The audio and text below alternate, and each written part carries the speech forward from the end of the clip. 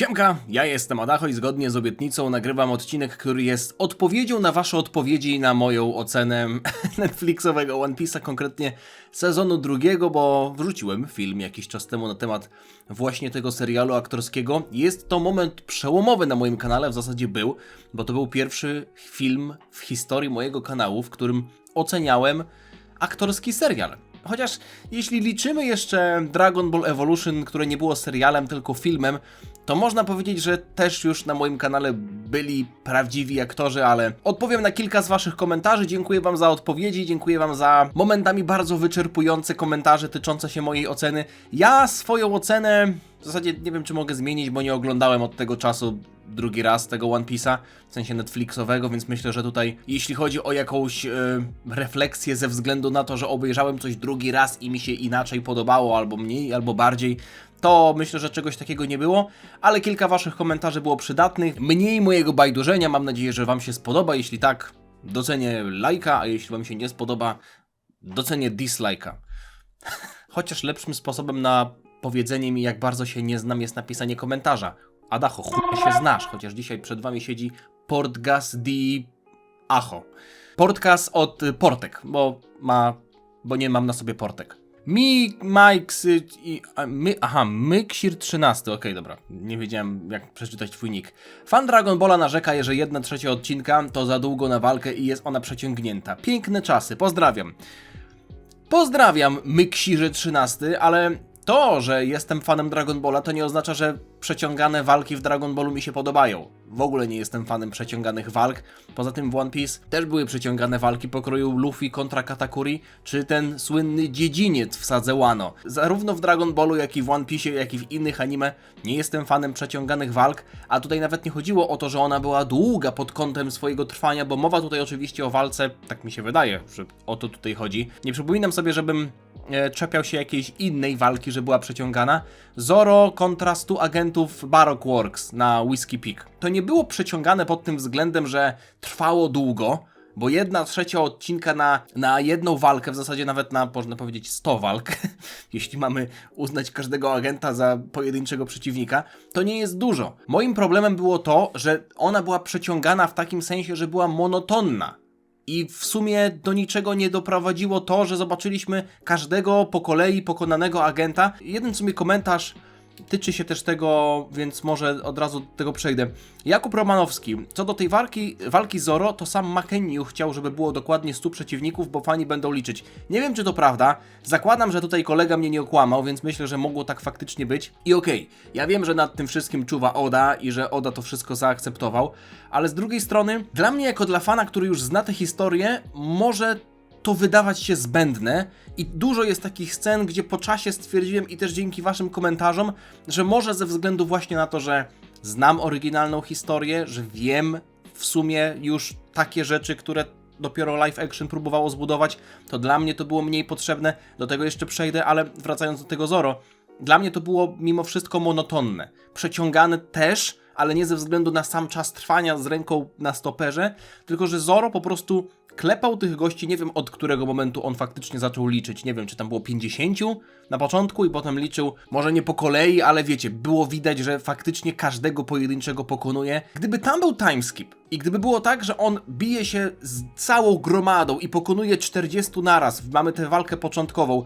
i potem skaczemy do samego końca, gdzie już oni leżą gdzieś porozwalani po podworze i widać, że Zoro ich pokonał i na samym końcu widzimy tylko jak walczy z tą...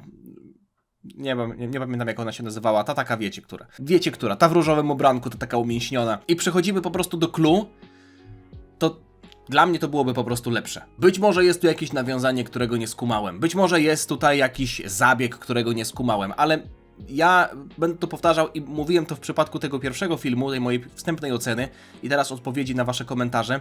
Nie oceniam tego z perspektywy profesora Akademii Filmowej, którym nie jestem, ani nie jestem nawet absolwentem, ani nie byłem nawet studentem Akademii Filmowej. Nie znam się na aktorstwie, nie znam się na nagrywaniu seriali, ale przecież 99,99% osób oglądających Netflixa nie zna się. Tak samo jak ja. Zupełnie rzeczą naturalną jest to, że serial, taki jak chociażby ten Netflixowy One Piece, czy jakikolwiek inny serial, czy jakikolwiek inny film, kieruje się do zwykłego widza, do zwykłego człowieka. I jeśli coś dla tego zwykłego widza, dla tego niedzielnego widza nie jest w przypadku takiej, no nie chcę tutaj obrazić, ale to nie jest bardzo ambitny projekt pod kątem, że przesłanie tego Netflixowego One Piece jest jakieś bardzo wygórowane, że mamy tutaj do czynienia z jakimś ponadczasowym dziełem, które można interpretować na 20 różnych sposobów i o którym ludzie potem piszą prace dyplomowe. Mamy tutaj mimo wszystko adaptację aktorską anime shonenowego. I ta scena z Zoro była dla mnie po prostu monotonna.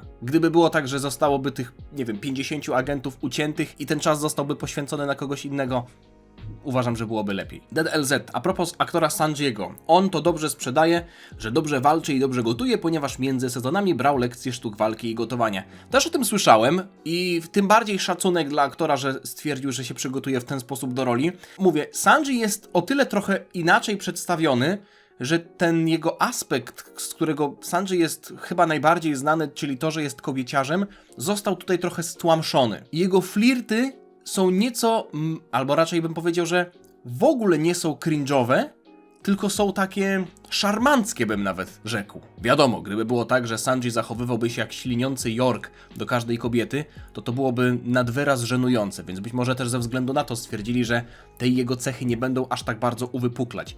Ale tutaj mam wrażenie, że ona została zamieniona na coś innego. Nie traci nad sobą panowania, być może to jest właśnie to. Sanji w anime i w mandze bardzo często tracił nad sobą panowanie i zachowywał się kompletnie jak idiota przy innych kobietach, a tutaj wygląda to tak, jakby on dalej był świadom tego, co robi i tylko dorzucał jakieś takie małe zaloty drobne, no nie? Ale jeszcze przechodząc do jednego tematu tyczącego się aktorów, którzy się przygotowują do swojej roli.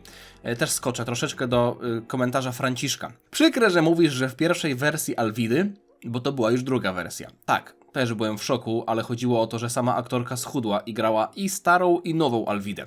Moim zdaniem to nijak nie wyszło i bez urazy zmiany nie widać aż tak jak w anime. Podpiszę się pod tym, co jest na samym końcu. Kiedy pierwszy raz przeczytałem komentarz pokroju tego komentarza, nie ten konkretny, tylko inny widz napisał, że Adacho, nie widzisz tego, że Alwida się postarała i schudła do drugiego sezonu. I ja mówię, dobry żart, i dałem serduszko.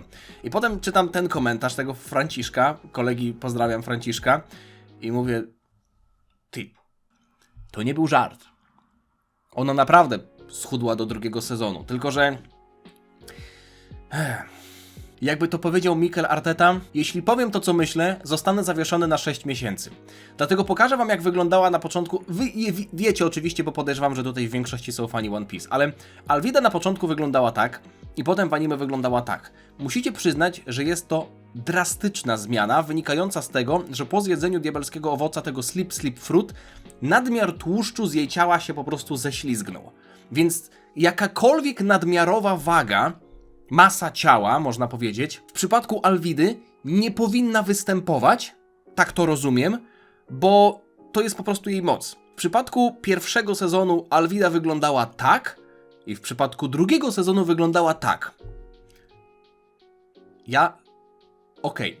Jak zestawię te dwa obrazki, to widzę drobną różnicę, że troszeczkę jej zeszło z podbródka, ale szczerze, równie dobrze to mogłaby być charakteryzacja. Wiadomo, lepiej zatrudnić aktora, który już taki jest, niż tracić czas i pieniądze na charakteryzację, ale jeśli ktoś mi powie, że ta Alwida to jest ta już poowocowa Alwida, ta smukła Alwida, moim zdaniem można byłoby powiedzieć tej aktorce, zrobimy tak, że weźmiemy jakąś podobną do ciebie kobietę i to ona będzie grała Alwidę poowocową. Może sprawiłbym tym przykrość tej pierwszej aktorce, ale myślę, że w przypadku tego zawodu to jest się świadomym swoich cech, swoich wad, zalet i tego, jakie postacie można grać, a do jakich się średnio nadaje.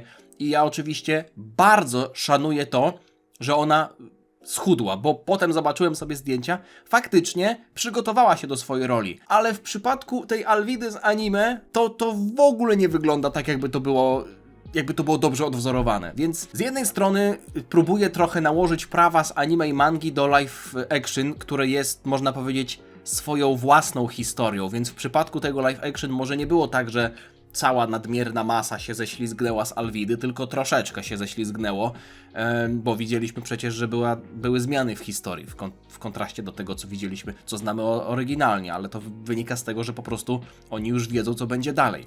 To jest oczywiste. Więc nie złośćcie się na mnie, jeśli jesteście tutaj żołnierzami Alwidy, ale moim zdaniem też to wyszło nijak i ja autentycznie myślałem, że to jest ta sama Alwida.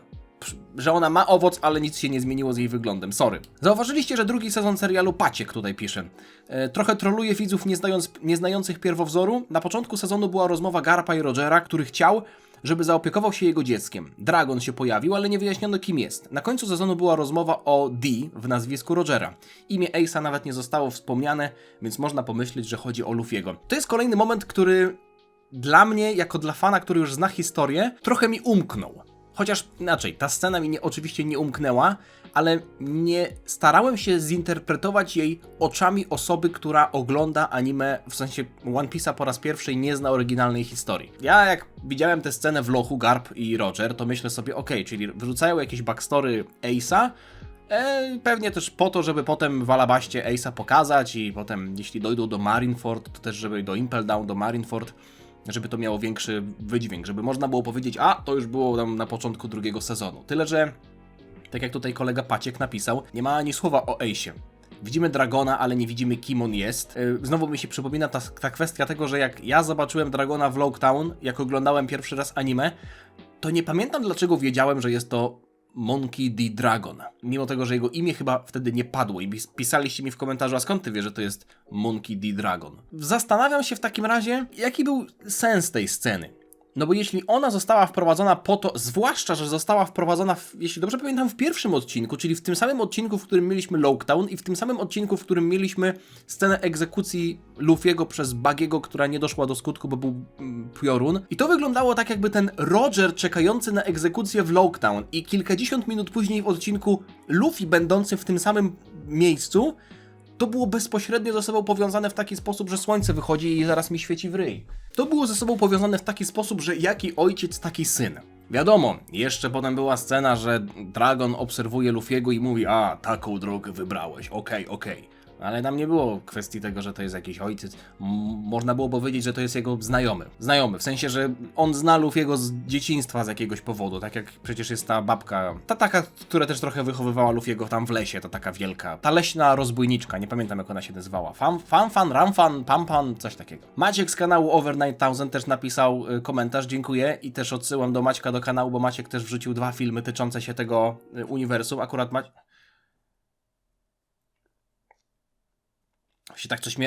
Właśnie tak coś mnie czochra po czole. Nagrał 2 filmy też ze względu na to, że rozbił sobie pierwszą część sezonu i drugą część sezonu. Maciek zna się bardziej na One Piece, bo jest dłużej w tym uniwersum i myślę, że jest znacznie większym fanem ode mnie, także odsyłam też do niego na kanał obejrzeć sobie te filmy, ale też jest kilka ciekawych przemyśleń. Co do Luffy'ego. Widać, że myślimy podobnie. Luffy jest mocno przerysowany i Iniaki się za bardzo stara. Nie jest to naturalne, jest to mocno sztuczne, a jednak postać jest bardzo prosta do odtworzenia. Wystarczy mniej ekspresji i zbytniego aktorzenia na siłę. Iniaki i Taz Skylar to 2 najsłabsze ogniwa tego sezonu. Jakbym miał powiedzieć pod kątem tego, jak postać, jak aktor sprzedaje rolę i jak bardzo ja to kupuję, to zgadzam się z tym, że z całej załogi Luffy jest najsłabszy, ale na drugim miejscu dałbym mimo wszystko Usoppa, albo może nawet Zoro, chociaż inaczej. Mackenyu gra dobrze Zoro, ale Zoro jest napisany w live action po prostu nudno. Już o tym też mówiłem, bo w moim odczuciu po prostu Zoro nie przypomina siebie trochę. Ale odnośnie Sanjiego, przeskoczę trochę. Sanjim jako postać się totalnie nie zgadzam. Odebrali mu jego główną cechę rozpoznawczą, a zrobili smutnego kucharza, męczennika, faceta wrażliwego i w tym sezonie to zahacza o zbyt duży patos. Co do retrospekcji to zgoda. Zbędne, ale z powodu jego relacji z braćmi na Whole Cake Island. Tam wątek Sory, matki, miał ogromne znaczenie, bo budowało to postać Sanjiego jako nieudany eksperyment Judge'a. A oprócz tego burzy to ogromnie dramaturgię związaną z Zefem z pierwszego sezonu. Nie kłuje to w oczy dla tych, co nie znają mangi, ale może mieć to komplikacje później, o ile do tego dobrniemy. Trochę pomyślałem o tym i zmieniłem swoje postrzeganie tej sceny, kiedy Sanji się zwierza nami troszeczkę, ze względu na to, że wydaje mi się właśnie, że nie dobrniemy do Whole Cake Island. I gdyby było tak, że dobrniemy bo tak naprawdę zobaczcie, co jeszcze zostało. Zostało cała Alabasta, Sky Island, Enies Lobby, Water 7, Enies Lobby, Thriller Bark, Impel Down, Amazon Lily, Sabaody, Marineford i wydaje mi się, że jakbym miał strzelać, to myślę, że timeskip to będzie koniec całego serialu. Bo z tego, co przeczytałem, to oni wiedzą, do którego momentu dojdą. I myślę, że to ma najwięcej sensu, żeby timeskip po prostu był momentem, w którym oni kończą cały serial, bo tak naprawdę już wszyscy będą pokazani. No Jinbei jeszcze nie będzie w załodze, ale Jinbei już będzie pokazany, bo Jinbei był przecież chociażby w Impel Down i też w Marineford. Odnośnie tej sceny z Sanjim i Nami. Myślę, że moje pierwsze odczucie tyczące się tego, że ta scena jest zbędna, jakby ja rozumiałem, o co chodzi, to nie, może się źle wysłowiłem.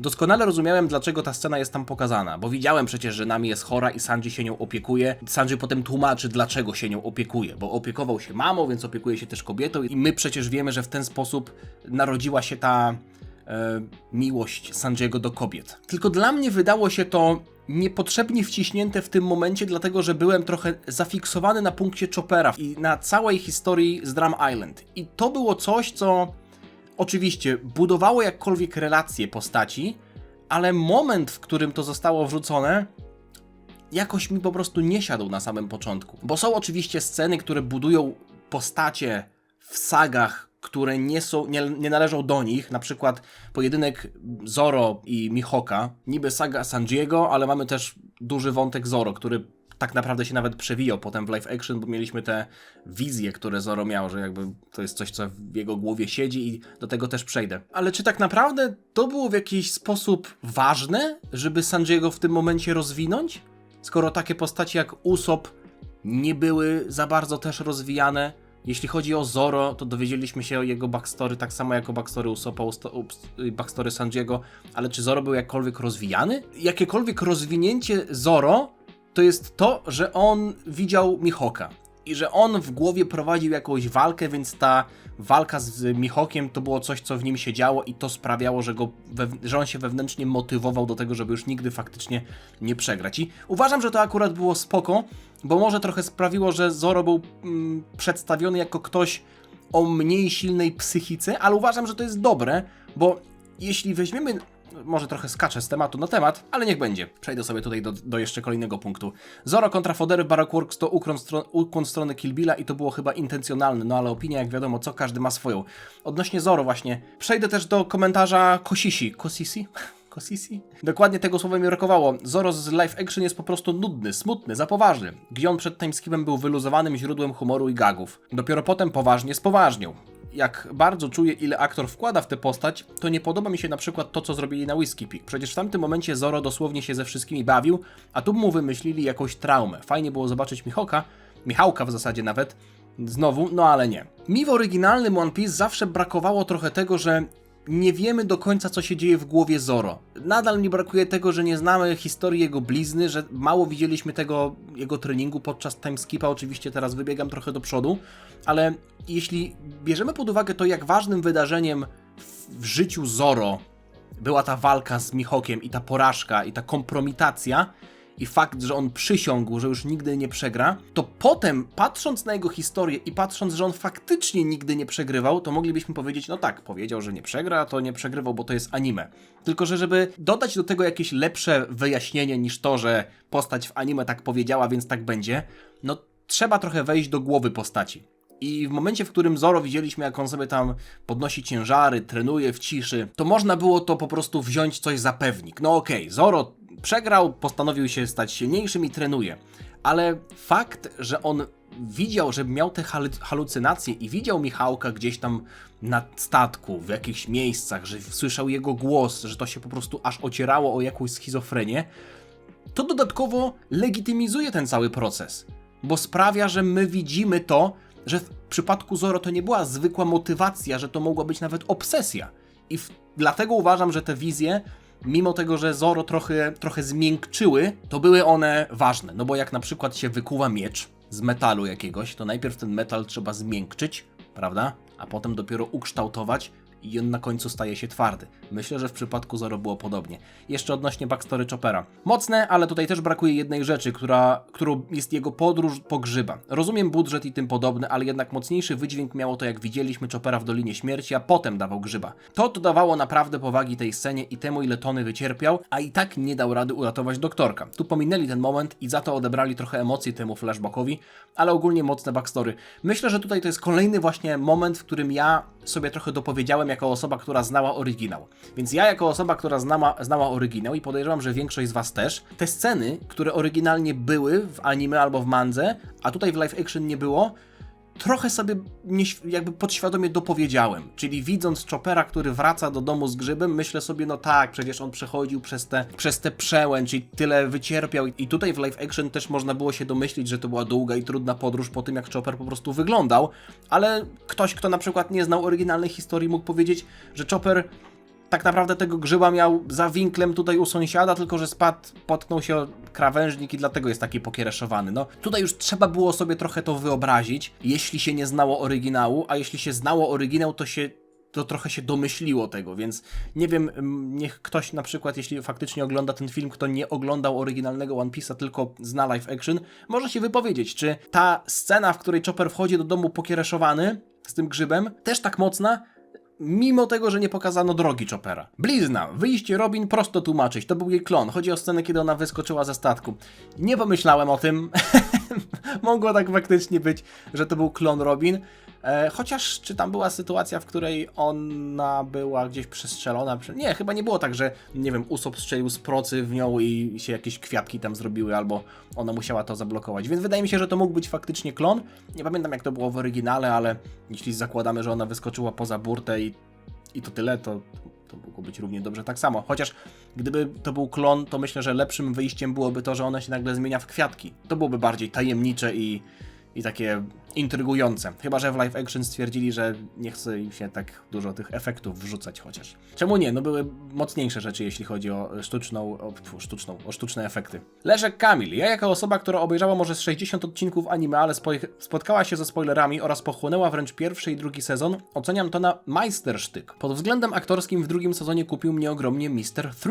Ekscentryczny artysta plus komediowe zagrania, przykładowo ucieczka i podstawienie swoich woskowych figur. Co ciekawe, nie było tej sceny, kiedy Luffy trafia przez intuicję właśnie tego prawdziwego Pana 3, pomimo tego, że obok jest mnóstwo różnych kopii sztucznych i trójka właśnie pyta, dlaczego wybrał akurat tę prawdziwą, skąd wiedział, że to jest ten prawdziwy, a Luffy powiedział, że to była intuicja. I wtedy to nie miało sensu dla mnie, a potem to zostało w zasadzie wy mi to wytłumaczyliście w komentarzach wtedy, jak oglądałem One Piece, że to mógł być wczesny zalążek jakiegoś haki obserwacji. No nie, że Luffy nie wiedział, że z niego korzysta, ale że to w nim było, więc po prostu intuicja mu podpowiedziała. Co ciekawe, sam Łapol zagrał dla mnie dość dobrze, z tym, że wywoływał u mnie emocje, no właśnie takie. Ale ostatecznie epizod numer 7, top of the top. Chopper cię kupił, to wiadomo, ale jak oceniasz te wersje, gdzie jest potworem? Te wersje równą człowiekowi, czytaj starcie z Daltonem, czy też walka ramię w ramię z Sanjim? No muszę przyznać, że ta wersja człowieka Choppera z jednej strony mi się podobała, a z drugiej nie podobała. Tylko podobała mi się z tego ważniejszego powodu, bo oryginalnie to była ta wersja Choppera, którą ludzie uznali za tego potwora. Przecież w tej wersji Chopper, jeśli dobrze pamiętam, w tej wersji Chopper uciekał, kiedy go ludzie gonili. Można się domyślić, że dla zwykłego człowieka to była wersja Choppera, która wyglądała przerażająco, odrażająco, obrzydliwie być może, nienaturalnie, to na pewno, więc pod tym względem ona się miała trochę nie podobać. I właśnie dlatego ona mi się trochę nie podoba, bo to jest jej cel. To jest ta wersja Choppera, która ma się nie podobać. Ona w anime nie wygląda jakoś szczególnie odrażająco, dlatego że to jest anime i tutaj to nie chodzi o to, żeby wszystko rysować 1:1 i Choppera na siłę jakoś obrzydzać, ale też było widać, że to już jest bardziej aktor niż wersja komputerowa, ta malutka Choppera albo ten Renifer, bo widać było, że to jest chyba aktor. Ta walka z Sanjim podobała mi się o tyle, że domyśliłem się, że w ten sposób Chopper po prostu trochę się zaznajomi z naszą ekipą. Może nie ze wszystkimi, no bo przecież Usopp chociażby go wcześniej nie widział, więc Usopp się dowiedział, że mamy Choppera w ekipie, kiedy on w ogóle nie wiedział nawet, jak on ma na imię. Ta walka właśnie u boku Sanjiego to było coś, co Choppera chyba najbardziej przekonało do obecności w naszej ekipie, bo wiadomo, była ta kwestia z Luffym, który obronił flagę i tak dalej, ale to już była sama końcówka, która mogła trochę przelać te szale, ale same fundamenty tego zaufania, to myślę, że była właśnie ta walka z Sanjem i ona była spoko o tyle, że były tam też elementy humorystyczne, które sprawiały, że ta ich relacja nieco bardziej się zacieśniała, co było dla mnie dość nienaturalne, bo nie pamiętam, żeby w oryginale ich relacja była aż tak bardzo zacieśniona, na pewno nie w tym momencie w historii. Na tym etapie historii Sanjiego z live action lubię bardziej niż Sanjiego z anime, więc same plusy. Pliszken, szkoda, że nie wspomniałeś o Bartolomeo. Pozdrawiam. O Bartłomieju, jak on się nazywał? Bartłomiej Bariera. Bartłomiej Bariera. Muszę przyznać, że to było bardzo cwane, żeby go tutaj wrzucić, no bo jak go potem poznaliśmy w Dressrosie, to chyba wtedy było to jego backstory, że on zobaczył tę egzekucję Luffy'ego właśnie w Loguetown i wtedy zmienił swoje marzenie i postanowił tam podążać za Luffym. I tutaj było to po prostu książkowy przykład tego, jak można wpleść historię, która została później powiedziana do czegoś, co się wydarzyło wcześniej, właśnie ze względu na to, że oni już znają dalszą część historii. Mimo tego, że Bartłomiej był tam wrzucony, powiedzmy, jako postać, jako istotna postać drugo, może trzecioplanowa, ale nie jakoś taka, która się pojawiła gdzieś tam w tle, jako jakiś easter egg pokroju Sabo, którego widzieliśmy i to tyle. On tam miał swój udział w fabule. To myślę, że to nie zburzyło narracji, nie zaburzyło tej narracji i mimo tego, że oryginalnie w Loguetown nie widzieliśmy Bartłomieja, równie dobrze to mogłoby być tak, że on tam też oryginalnie był. I historia nie zmieniłaby się aż tak bardzo. Po prostu, tak jak główna historia sobie biegła w mojej głowie, tak Bartłomiej się do niej przyłączył i potem się odłączył. Czyli mieliśmy tylko bardzo naturalnie wkomponowany dodatek, a w przypadku innych jakichś zawirowań, kiedy coś z przyszłości wprowadzamy do obecnej sagi, to jest tak, że to się wbija trochę w ten główny nurt i tam jest jakieś małe zawirowanie, które sprawia, że finalnie saga kończy się inaczej. W przypadku Bartłomieja było to naturalne, bardzo organiczne, podobało mi się to, chociaż muszę przyznać, że gość bez brwi. W anime wygląda to nieco mniej dziwacznie, chociaż i tak już wygląda dziwacznie, ale gość bez brwi, no cóż. Killer Bee. To mnie ciekawi, jaki masz stosunek do flirtu pomiędzy Luffym a Vivi. W live action widać, jak tam smarują cholewki między sobą, a w anime w zasadzie było odwrotnie i Luffy przywalił w twarz Vivi. Killer Bee. Nie zgadzam się z tym komentarzem. Domyślam się, że może chodzić ci o scenę, kiedy oni lecieli, jakby biegli w Little Garden na tym dinozaurze, ale może to jest kwestia tego, że ja wiem, jaki Luffy ma stosunek do kobiet, że nie patrzę na nie jako na, nie wiem, potencjalną żonę. Nie widziałem żadnych podtekstów i też ze strony Vivi nie widziałem jakichś szczególnych podtekstów, że ona do Luffy'ego startuje. Może mi podasz scenę, albo jakąś minutę, albo jakiś tekst konkretny, o który ci chodzi, ale przed przeczytaniem tego komentarza w ogóle nie miałem takiego spostrzeżenia. Odnośnie anime, przywalenie w twarz, no tam były sceny, wiele scen było, w których jedna osoba biła drugą. Przecież Vivi też się zdenerwowała na Luffy'ego. Jestem tylko ciekaw, czy zostanie to pokazane w live action, no nie? Czy będzie ta scena z biciem. Voltner 9.3. Śmiesznie, jak można patrzeć na dzieło w tak różne strony. Dla mnie patrzenie na Smokera było najbardziej cringe'ogennym odczuciem. Był tak nasycony amerykańskością, jak główny bohater Marines w jakiejś propagandzie wojennej. Jego Kapitan Ameryka vibe tak z niego ciekł, że to było śmieszne, a i dodatkowo śmieszny mem, niczym Kanton Starszy, mówiący zawsze, a Kartagina musi zostać zburzona. Tak Smoker zawsze mówił Straw Hats, niczym Geralt Przekleństwo. Całe zło tego świata Straw Hats. Obsesja.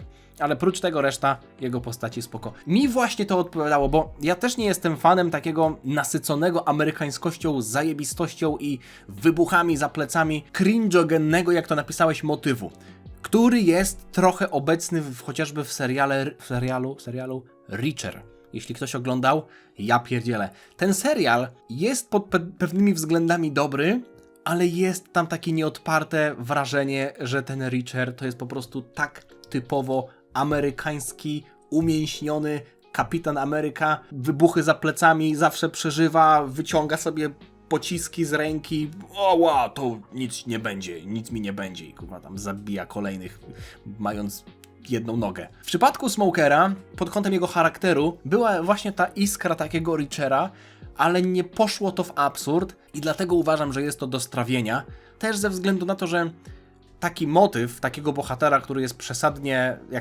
amerykański to jest tutaj w tym kontekście pejoratywne określenie, mimo tego, że być może jest to trochę, a raczej na pewno jest to trochę krzywdzące w stosunku do osób ze Stanów Zjednoczonych, ale wiadomo o co chodzi. Taka cecha postaci jest bardziej akceptowalna w przypadku osób, które coś sobą reprezentują, są silne, mają moce i faktycznie można się z nimi liczyć. I wtedy, jak to jest dobrze wytłumaczone, nie? A nie, że gość dostaje kulkę i sobie ją potem wyciąga i mówi, no jestem głównym bohaterem i to jeszcze Amerykaninem, więc... Oczywiście, że sobie wyciągam kulkę. Smoker był naprawdę wysoko postawioną postacią w marynarce, widzieliśmy jego świetne moce i on na tym etapie historii miał prawo się tak zachowywać. Wiadomo, że tam strochec, ale on, widząc też ten moment egzekucji Luffy'ego, mieliśmy tam taką, nie wiem, można to na dwoje babka wróżyła, jeśli chodzi o to, w jaki sposób Smoker to zagrał, ale on tam mówił, that smile, Roger, wow, on się uśmiechnął tak jak Roger, czyli to musi być na pewno jakaś gruba ryba, mimo tego, że póki co nie jest grubą rybą, ale pewnie będzie, więc muszę go na pewno wyeliminować. Myślę, że ta scena mogła właśnie troszeczkę wyjaśnić to, dlaczego ta obsesja Smokera wyglądała tak, jak wyglądała, żeby ganiać się za Luffym, bo widział w nim zagrożenie nie teraz, ale w przyszłości. A jak jest jakaś postać pokroju takiego właśnie Richera, ale ona nic sobą nie reprezentuje, wtedy to jest bardzo cringe'ogenne. Obi-Wan Bon Jovi. Ani słowa o Brooku, czy ja coś ominąłem? Nie ominąłeś, faktycznie nie wspomniałem o Brooku. To było dla mnie zaskoczenie. I są osoby, które mówią, że Brook już tam był w mandze na początku, jak Laboon był przedstawiany, ale no proszę was, no, jeśli dobry kadr znalazłem, to powiedzcie mi, że to jest Brook, to ja wam nie uwierzę. To nie był Brook na tamtym etapie historii na 100%. Jeśli mi podacie inny kadr w mandze albo jakiś odcinek, gdzie faktycznie jeszcze na Reverse Mountain widzimy gościa, który jest Brookiem, tym jeszcze człowiekiem, to wtedy powiem, okej, szacunek, zwracam honor i tak dalej. W tamtym momencie historii to się dodatkowo przydało, bo to było ściśle związane z obecną historią i widzieliśmy wiele postaci na tej łajbie tych piratów i niekoniecznie musimy potem wiedzieć, że to Brook się pojawi. Zwłaszcza, że potem Brook nie wraca jako ten sam człowiek, tylko jako szkielet. Wiadomo, fryzura jest charakterystyczna, więc jeśli live action dojdzie do Thriller Bark, to być może niektórzy skojarzą. Ale ten moment, w którym w anime Brook mówi o tym, że to był Laboon, to wtedy jest to kompletny szok. I tutaj myślę, że to też może być kompletny szok, ale troszeczkę z innych względów, bo część osób się domyśli, że to jest ten sam gość z Afro, który spotkał Laboona, ale w live action to będzie szok też ze względu na to, że my powiemy, wow, przecież teraz jest, nie wiem, 4. czy tam któryś już sezon, 5. może nawet live action, a to było wspominane w 2. i wtedy będzie ładnie tutaj powiązane. Fajnie, że Brook się pojawił, bo to akurat wzbogaciło tę historię, do której myślę, że dojdziemy w kolejnych sezonach. Tyle, jeśli chodzi o dzisiejszy odcinek. Dziękuję wam za wszystkie komentarze. Dalej oczywiście zachęcam do dyskusji i też do otwartej głowy. Ja staram się mieć otwartą głowę, natomiast jak jest jakieś zdanie, przy którym czuję się dość mocno, to nie będę go na siłę zmieniał, więc jeśli macie otwartą głowę, to zapraszam do komentowania. Zostawcie lajka, zostawcie suba. Dzięki za oglądanie. Widzimy się niebawem. Trzymajcie się. Na razie. Cześć.